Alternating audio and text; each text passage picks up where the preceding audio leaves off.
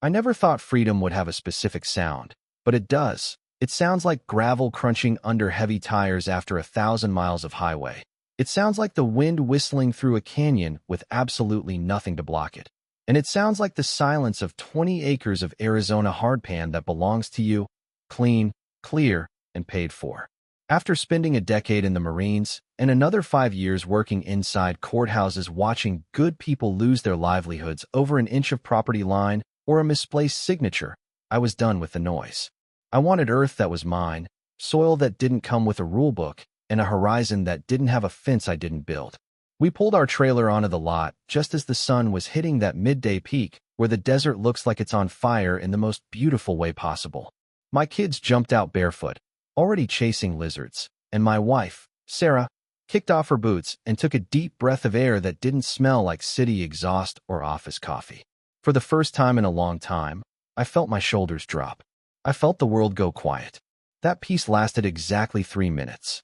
I hadn't even unhitched the truck when I saw it. A cloud of dust rising from the east, moving fast. A white SUV, brand new, polished to a shine that looked ridiculous out here in the scrub brush, came tearing up my dirt road like they were serving a warrant. On the side door, in gold decal letters that probably cost more than my first car, it read, Shadow Rock Estates, HOA, Compliance Division. The car skidded to a halt right next to my family, spraying gravel onto the boots I'd just taken off. The door flew open, and out stepped a woman who looked like she'd been manufactured in a factory that specialized in misery. She was wearing pressed khakis, a polo shirt tucked in with military precision, and a string of pearls that looked like they were choking her. Let's call her Patricia. And flanking her were 2 men dressed in security uniforms that were 2 sizes too small, looking like discount bouncers who got lost on their way to a nightclub. She didn't say hello. She didn't introduce herself. She didn't ask if we needed water. She just pointed a manicured finger at my trailer, then at my kids, and barked, You are trespassing on future expansion assets.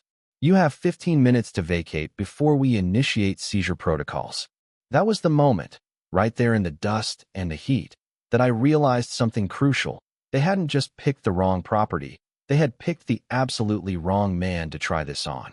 Now, before we get into the weeds of how I dismantled an entire corrupt empire with a binder of paperwork and a little bit of Marine Corps patience, do me a favor.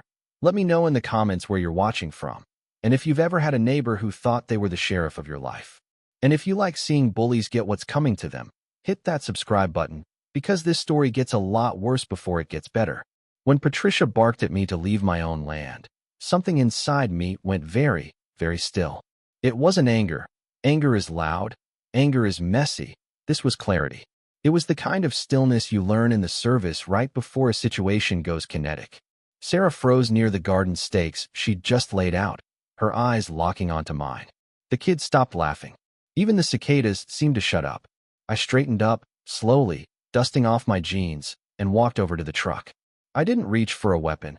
I reached for the one thing I always kept close whenever land was involved, my black survey folder. Years of watching legal battles had taught me that you can argue with a lot of things in this life. You can argue with a cop. You can argue with a spouse. You can argue with God. But you cannot argue with a recorded deed that has a county seal on it. Patricia didn't care about my folder. She strutted forward with that specific HOA swagger, chin lifted, eyes narrowed behind designer sunglasses, an expression permanently stuck between superiority and indigestion. The 2 security goons flanked her, hands resting near their belts, trying to look menacing but mostly just looking sweaty. This entire tract, she said, sweeping her hand dramatically across my 20 acres, falls under the Shadow Rock Estates jurisdiction. You are in violation of Article 4, Section C the moment your tires touched this dirt. I held up the folder, keeping my voice level. Ma'am, this parcel is Parcel 627B. It is county registered, privately zoned, and fully independent.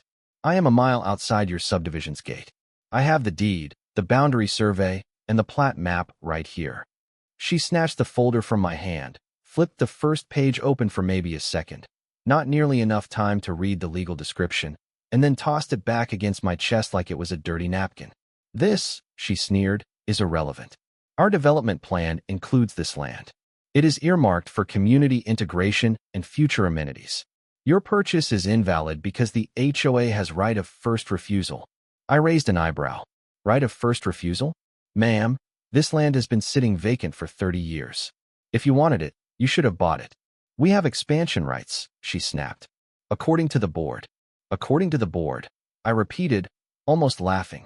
So, you guys sat in a living room and decided you own my land?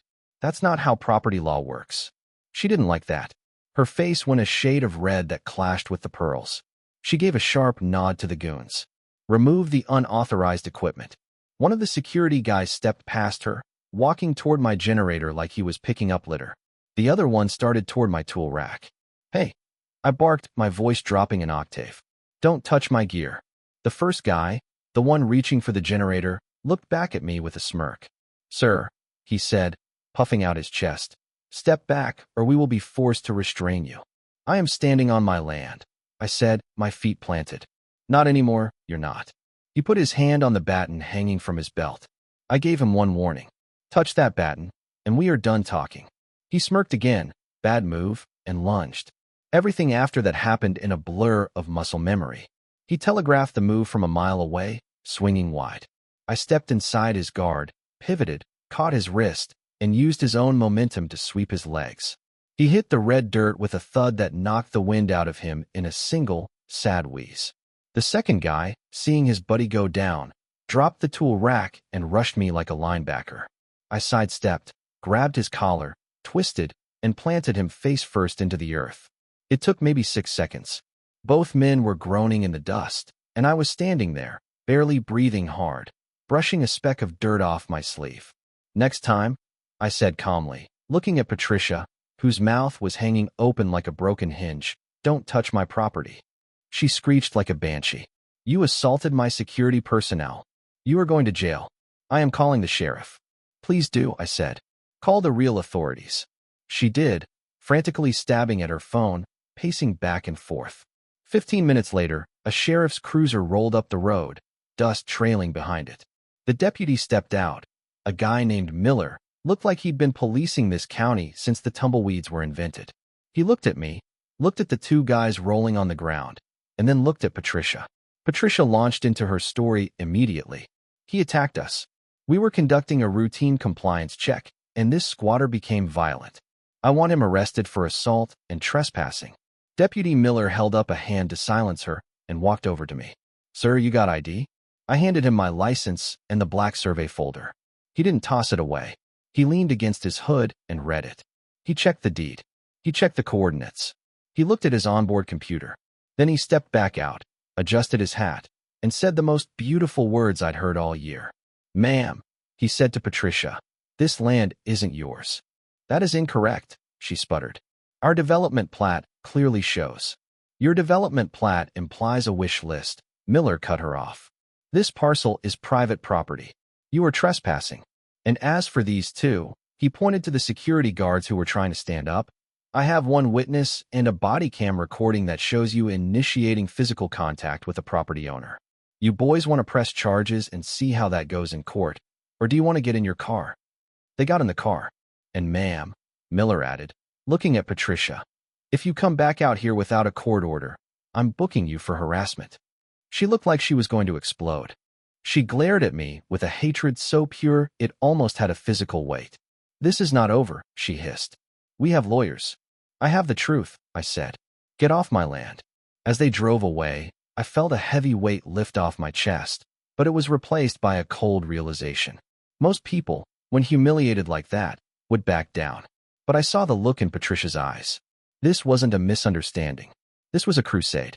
She was a woman who had never been told no, and I had just humiliated her in front of her employees. I told Sarah that night, as we sat by the fire, she's going to come back. Let her, Sarah said, though her hands were shaking slightly. We're in the right. Being right doesn't stop crazy, I told her. We need to fortify. And I was right. If the first day was the skirmish, the next 48 hours were the siege. The very next morning, long before the sun cleared the ridge, I stepped outside with my coffee and saw the tire tracks. Fresh ones. Deep ones. They cut across the northeast edge of my property, weaving through the sagebrush. Someone had been driving on my land while we slept.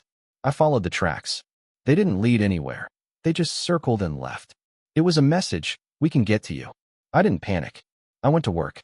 I drove into town and bought 4 high-definition trail cameras with night vision and cellular upload. I bought private property signs, the serious ones, the kind that cite the penal code. I spent the day staking the perimeter, marking every inch of my boundary. By the time I got back to the trailer, the mail had run. The rural carrier had left a thick, ivory envelope jammed into my temporary mailbox. It was stamped with the Shadow Rock logo. I opened it. Inside was a bound packet of papers that smelled like expensive toner. The first page was a notice of fine, $8,000. The list of violations was comical. Unauthorized structure, trailer. Non-compliant aesthetic, tent. Off-grid energy system, gas generator. Failure to submit architectural plans. I read it and laughed. They were fining me for living on land they didn't govern. But the next page, that's where the laughter stopped. It was a document titled HOA Quorum Ruling on Parcel Reclassification. It claimed that the board had met the previous night and voted to administratively annex my parcel into the HOA due to geographic continuity. Basically, they held a secret meeting and decided that because my land touched theirs, they owned it. It was insane. It was illegal, but it was written on letterhead that looked official enough to fool a bank or a contractor. That's when I realized the danger. They weren't trying to win in court. They were trying to create a paper trail of ownership. If they generated enough documents saying the land was theirs, they could muddy the waters enough to bankrupt me in legal fees trying to prove otherwise. I grabbed my phone and called an old friend of mine, Elias. Elias worked in the county recorder's office for 30 years. He was a man who loved filing cabinets more than people. Elias, I said, I need you to look something up. Parcel 627B, Shadow Rock Estates is claiming they annexed it. I could hear Elias typing. That's impossible, Jack. To annex a parcel of that size, they'd need a county vote, your signature, and a public hearing. None of that happened. They sent me a map, I said. It looks like they redrew the boundary lines themselves. Send it to me, Elias said, his voice getting tight. If they are forging plat maps, that's not an HOA violation. That's a felony. I scanned the documents and sent them over. While I waited, I started my own investigation. I pulled up the satellite imagery of the area.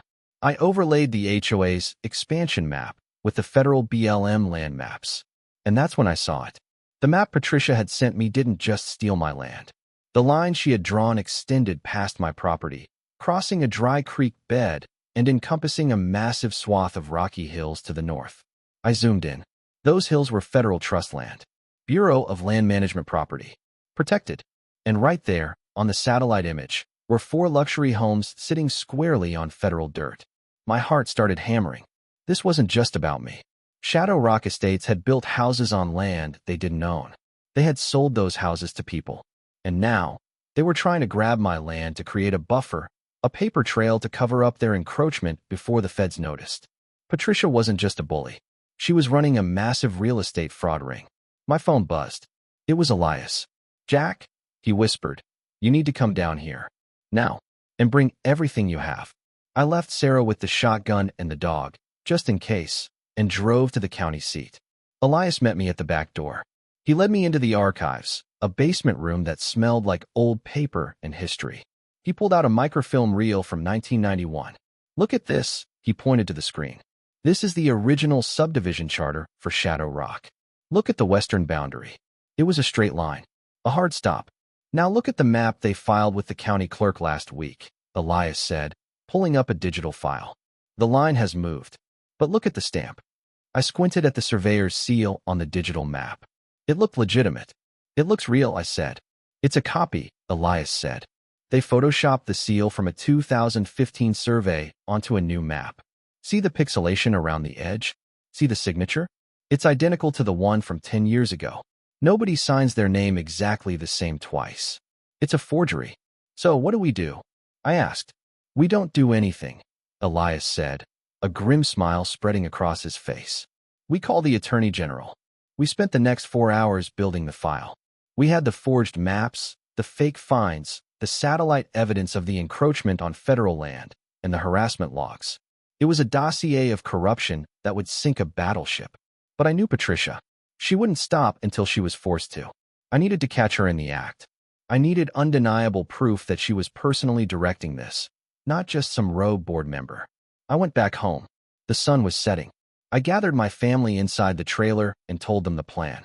We were going to be bait. The next day, I started building a fence. I put up posts right along the true property line, the one Patricia claimed was hers. I made sure to make a lot of noise. I ran the tractor. I hammered. I wanted her to know I was digging in. It didn't take long. Around dusk, the white SUV appeared on the ridge. Patricia got out.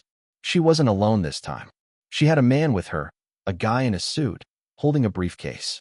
They stood on the ridge, pointing at me, taking photos. Then, they did something incredible. They walked down the hill, crossed the property line, and the man in the suit pulled out a stake. He hammered it into the ground about 50 feet inside my property. Then another one. They were physically moving the boundary markers. I was recording the whole thing from 3 different angles. My body cam, the trail cam on the tree, and my phone. I waited until they were done. I waited until they felt smug and secure. Then I stepped out from behind the brush. Evening, I said. Patricia jumped like she'd been tossed. You, she screamed. You are interfering with a legal survey. Is that what this is? I asked, walking over to the stake they just planted. Because it looks like you're tampering with federal survey markers. Which, by the way, is a federal crime. This is HOA land, she shrieked. We are reclaiming it. And him. I pointed to the suit. Who is he? I am the legal counsel for Shadow Rock, the man said, adjusting his tie. And you are in a lot of trouble, son. What's your name? I asked. That's none of your business. Actually, I said, it is. Because you're about to be named in a RICO lawsuit. They both froze. The word RICO has a way of stopping conversations. Racketeer Influenced and Corrupt Organizations Act. It's what they use to take down mobs. You're insane, Patricia spat. Come on, let's go. We'll have the sheriff evict him tomorrow. You do that, I said. They left. But the trap was set. That night, I sent the video footage to the contact Elias gave me at the AG's office. I titled the email, Active Fraud and Boundary Tampering in Progress. The next morning, the world exploded. I was drinking coffee when I heard the sirens. Not one cruiser. 5. And 2 black SUVs that looked very, very official. They didn't come to my trailer. They went straight to the Shadow Rock gate. I drove my truck up the ridge so I could watch. It was chaos. The police had blocked the entrance. Deputies were marching into the HOA office. And then, I saw her. Patricia was being led out of the clubhouse in handcuffs. She wasn't screaming anymore. She looked small. She looked terrified. But the real kicker? The black SUVs drove past the clubhouse and went straight up the hill to those 4 luxury homes built on BLM land. Agents in windbreakers with federal agent printed on the back were knocking on doors, serving notices. It turns out, when you steal federal land, the government takes it personally. I drove down to the gate. A deputy was directing traffic. I rolled down my window. It was Miller. He saw me and grinned. You had a busy week, Jack, he said. Just doing some landscaping, Sheriff, I said. What's the charge? Fraud, Miller said, ticking them off on his fingers.